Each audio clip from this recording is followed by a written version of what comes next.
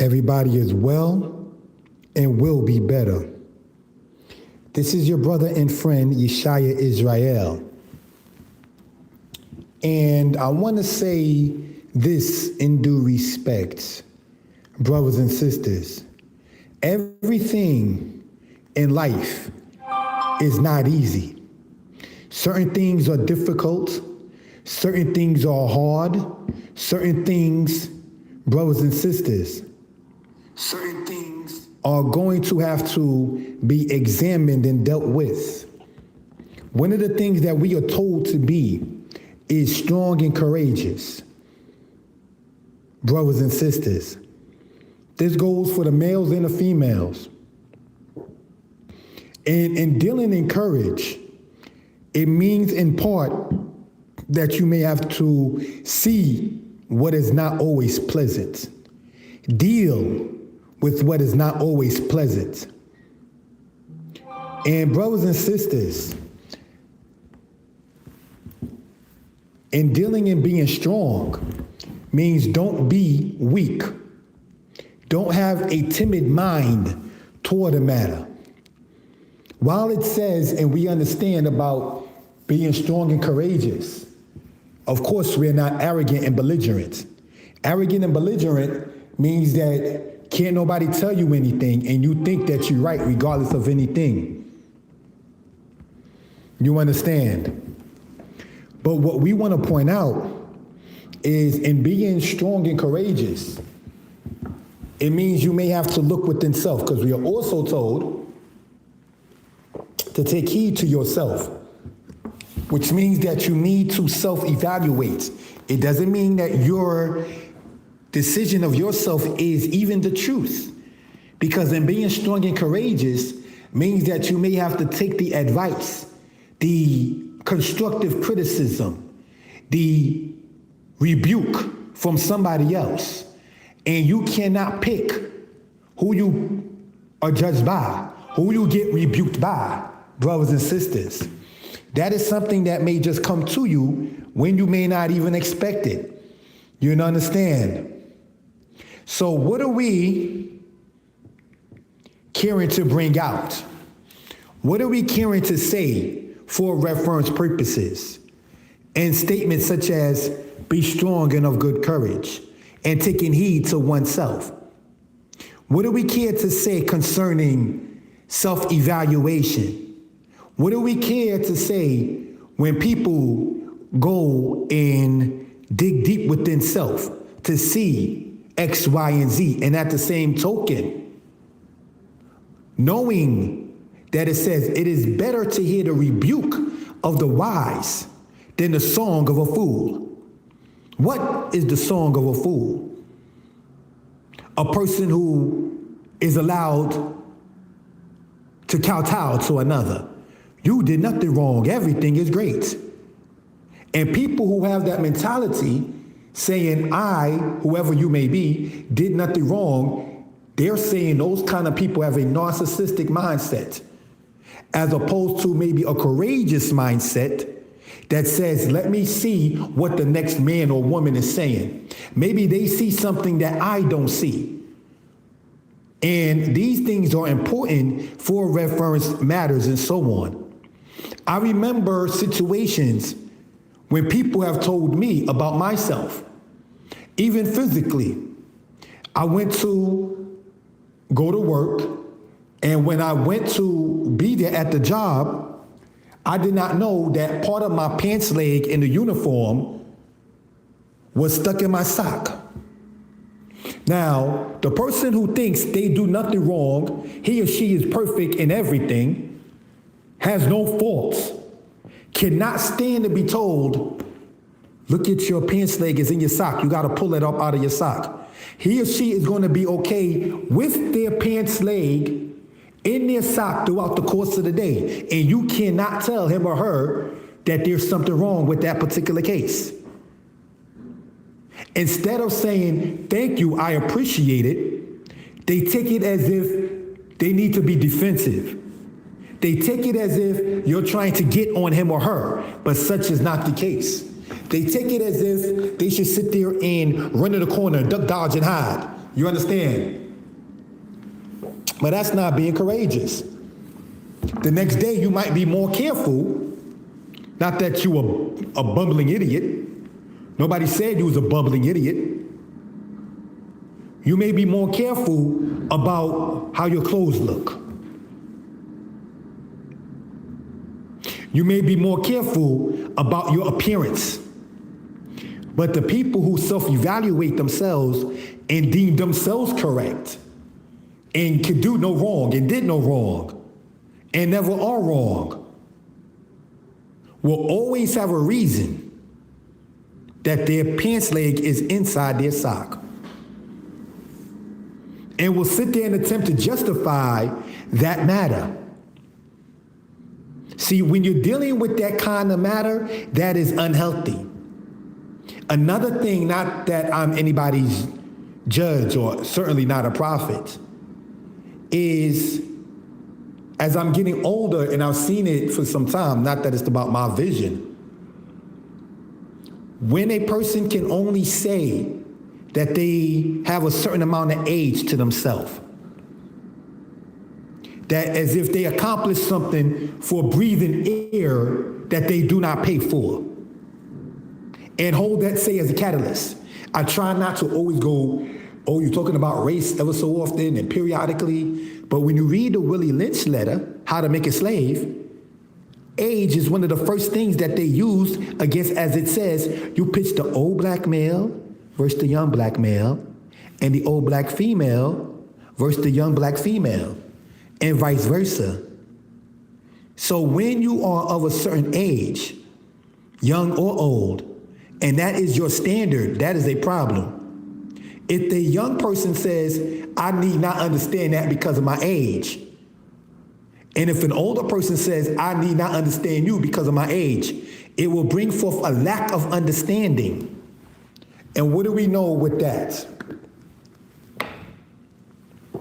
Frustration, disrespect, generational curses, things that need not be, that if you were dealing in strength and courage, and as some would say, fighting one's own demons, then you would know how to sit there and be humble enough to hear how to deal with a matter. These are things that we care to sit there and bring out. I heard from people who are old enough to be my father, old enough to be my mother, may both my parents rest in peace, is that your children will tell on you. Is that not part what is in the Bible as well for those who are into it? When it says, our fathers have sinned and they are not. When it says that we have inherited nothing but lies, and now we need to change ourselves. So, not wanting to hear something is not good. Willful ignorance is not good. In the Bible, for those who are into it, it speaks about a certain time about consuming bitter herbs. Not everything is sweet. Not everything is romanticized. Not everything is going to sound nice. The matter of the world and the mindset did not create enough insulin to fight off the sweet romanticism that some people indulge in. You're not built, perhaps, to sit there and take it that type 2 in a spiritual matter. The type 2 diabetes in a spiritual matter. Because the insulin is not able to fight off that sweet romanticism and self-grandizement that some people indulge themselves in. Not wanting the bitter herbs, like bitter melon, that physically makes your A1C in a lot better cases. Do we understand where we're going with this? Lying to yourself, giving yourself a pat on the back is arrogance. You are not helping yourself. You're not able to sit there and see yourself because you blind yourself to yourself. I didn't know what we may be talking about. What's going on? It's because didn't care to talk about such, address such, deal with such. As some people say, fighting one's own demons in say case. How could and should that be done? Take heed to yourself. And if you wise for yourself. If you want to sit there and understand maybe how to think about a particular matter, ask questions, get advice.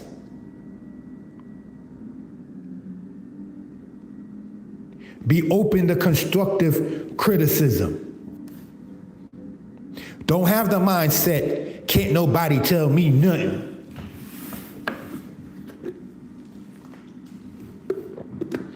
Don't have the mindset where you feel you cannot be corrected or put on to something.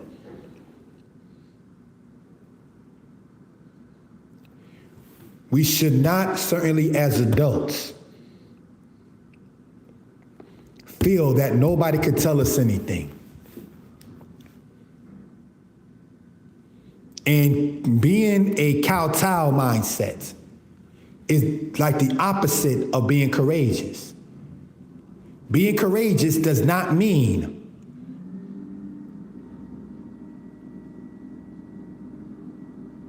that can't nobody tell you anything for your good.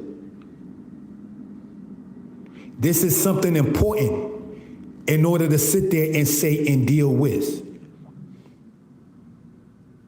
I remember a time I offended a brother. Not going to mention where, when, or particularly who. And I had to apologize to that brother. I said something that offended him. Now I can sit there and say, I didn't mean that. But how do you deal with a matter that needs resolution, not just a result? Resolution, not just a result in dealing with something. Do you tell the person I didn't mean it? If you fall and you get a cut, do you use, betadine, peroxide, alcohol, run it under water, put a Band-Aid on it? Because the mindset of some in the spiritual matter may be, it's a cut, don't worry about it. I didn't mean to fall. I didn't mean to fall and get a cut. But just because what you did not mean to happen doesn't mean that something did not happen. So how do you fix that wound that is there? Do you say, don't worry about it and let it fester? As it says in the Bible, bruises and putrefying sores that have not been pressed up nor mollified with oil. That's in Isaiah 1. Do you sit there and just act like ain't nothing happened? I don't say nothing. And the world still goes on. People still move on. You understand? We only have one life to live. Some of us are making the biblical number of 70. And some of us are not. So whatever numbers you have on this earth, make it worth the matter of being respectful. If I acted with my friend whom I offended as if his feelings didn't matter about a matter, you know, I wouldn't be where I'm at now as far as publications, not to sit there and get too personal. You cannot in life, be you man or woman, child or elder, ever think that can't nobody ever check you or put you on to something or enlighten you to something. I know people who could care less about me going over history. And it's not to be disrespectful. I've met Israelites who could care less about going over Hebrew. I can't beat nobody in the head. Pick your own teacher. I picked mine. You pick your college. You pick the courses you want to have. You pick the job you want. You already have a mindset towards some things. So what do we do in being strong and courageous? First thing we do is we don't lie to our own selves. We don't sit there and give ourselves romanticism and then hide, duck, dodge the truth. Tackle your demons, if you want to use that term.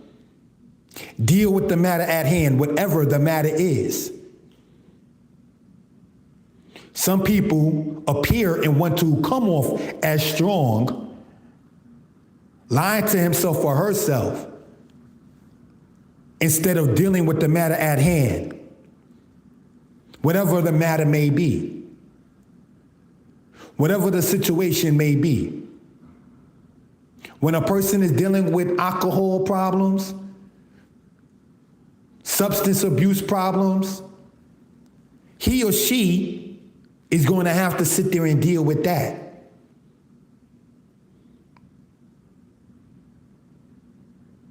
It doesn't make you a bad person to say, my name is such and such and my problem is such and such. It makes you a liar to yourself, one who kowtows and is a coward to your own self. And the only one you're going to hurt is yourself. Nobody's taking this with you. I don't mean to be funny. May the rapper rest in peace, Biggie Smalls. Right? There's the movie Notorious. And both the gentleman playing Biggie Smalls and his friend, when they was in a police station, they both were in part owner of the gun. And for those who know the movie. So anyone who took the rap for it, they were acknowledging their fault in the matter.